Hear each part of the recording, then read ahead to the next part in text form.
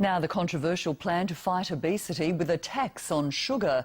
It'd mean families would pay more for everyday foods that are higher in sugar content. Cyan Doherty reports critics claim it simply won't work. Sugar is just as addictive as cocaine and other drugs.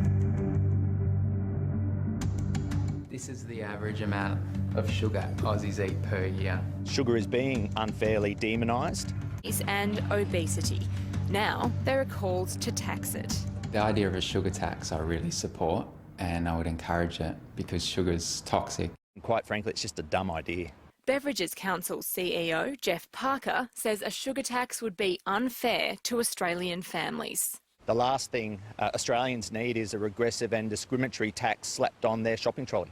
Jeff thinks a sugar tax would be the wrong tactic in our nation's fat fight. Any type of tax is going to have some negative impacts on the industry, but again, we get back to the fact that a tax is a really flawed approach to dealing with a complex issue like overweight and obesity. According to Jeff, sugar is part of a balanced diet. It's a natural source of energy, and in moderation, as part of a balanced diet in a lifestyle that's supported by physical activity, a little bit of sugar is perfectly fine. Sugar is natural, but obviously arsenic and cyanide and other substances like those are poisonous, just like sugar.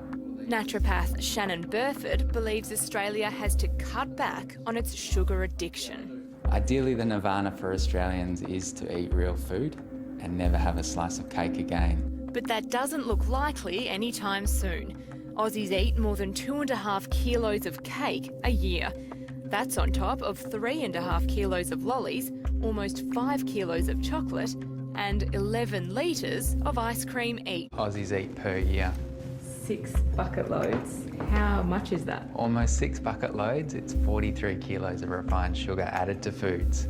Shannon hopes a sugar tax could stop people buying sugary products in the first place. We can either look at giving Australians healthier alternatives, or we can carry on the path to a sicker and fatter Australia. Health is for life, so I've made small changes back to high quality food and got rid of a lot of processed food, got rid of sugar. Peter and Anna Kingston kicked sugar when Peter was diagnosed with cancer 8 years ago.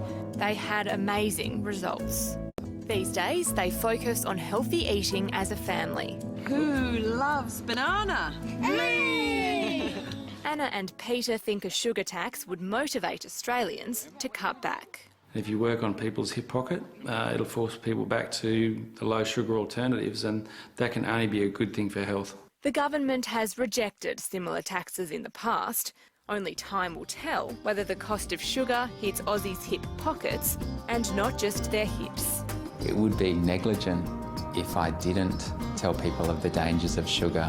It's certainly in contrast to what the vast majority of Australians think would be an appropriate way to address overweight and obesity. Cyan Doherty with that report.